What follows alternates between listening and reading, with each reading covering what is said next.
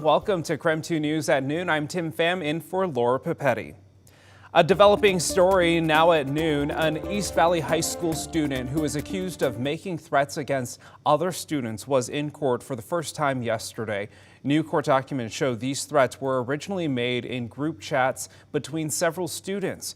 One of those students then reported the threats to police. When police searched the homes of two students who had threatened violent acts, they found several guns.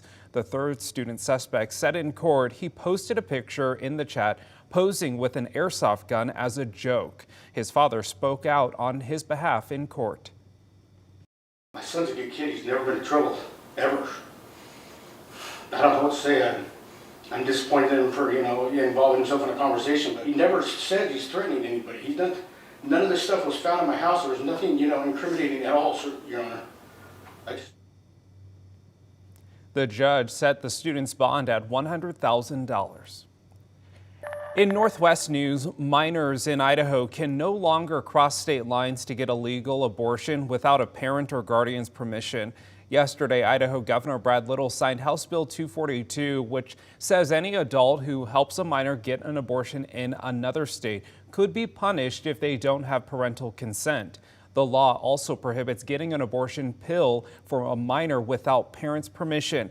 If someone is convicted of abortion trafficking, they could face 2 to 5 years in prison.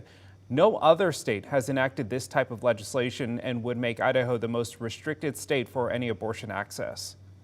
Also, 2 Idaho physicians and Planned Parenthood of Greater Northwest are suing Idaho Attorney General over a legal interpretation he issued to a lawmaker regarding the state's abortion ban. His opinion states the Idaho law should prohibit women from crossing state lines for abortion pills or services in states where it is legal. The lawsuit attempts to stop Labrador from applying the legal opinion.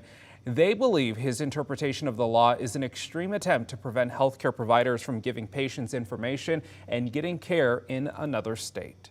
All right, switching gears to talk weather here. Meteorologist Thomas Patrick is in the Outdoor Weather Center. Thomas, it is a bit cloudy out there here at the noon hour, but it's definitely feeling pretty comfortable, about 50 degrees. Yeah, temperature-wise, not bad at all. In fact, at 49, this matches the high temperature that we had yesterday. And yesterday was even a lot sunnier overall. So despite the cloud cover, it's going to be a pretty nice day today. We're just in the warm sector of our incoming storm system, which has been raining over Seattle all morning long, but making almost zero headway into the inland northwest. In fact, as we look in over central Washington, you're seeing these light radar returns, but none of this is hitting the ground. So it's just mid-level cloud cover, alto cumulus, as we're seeing above our heads from our Outdoor Weather Center right now.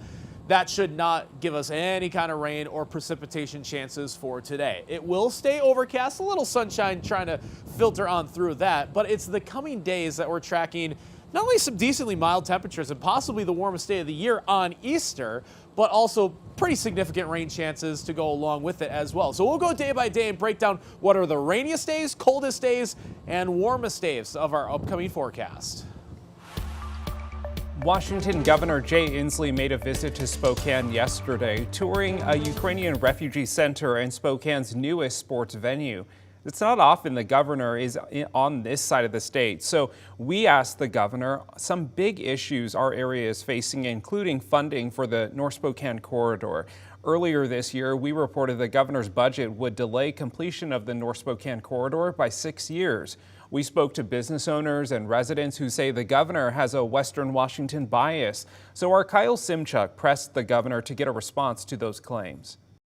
At the moment, I am concerned that we haven't had the prioritization that we need that allows us to actually get that project done. Well, it doesn't seem like it was a priority in your proposed budget, delaying it by 6 years. It is a priority, but we delayed a lot of other projects as well. I hope we can get this project done. State lawmakers are expected to approve their final budget by this month or next month. It will then go to the governor for his signature. The new budget will officially take effect on July 1st. Meanwhile, students all across the country walking out of their classrooms to take a stand against gun violence. This is video from Seattle, Boise, Denver, and Uvalde, Texas. They walked out of school yesterday after 6 people were killed in a shooting at a Nashville school last month. Students are asking lawmakers to pass stronger gun laws. Feels wrong that my own that my own mother has less rights than an inanimate object that was made for killing. Because plain and simple, guns' main purpose are to kill. Our students shouldn't be out here fighting for our lives. We should be advocating for other things such as our education. But to think that this is what we're advocating for, it's like a part-time job that we shouldn't be having, and it saddens me.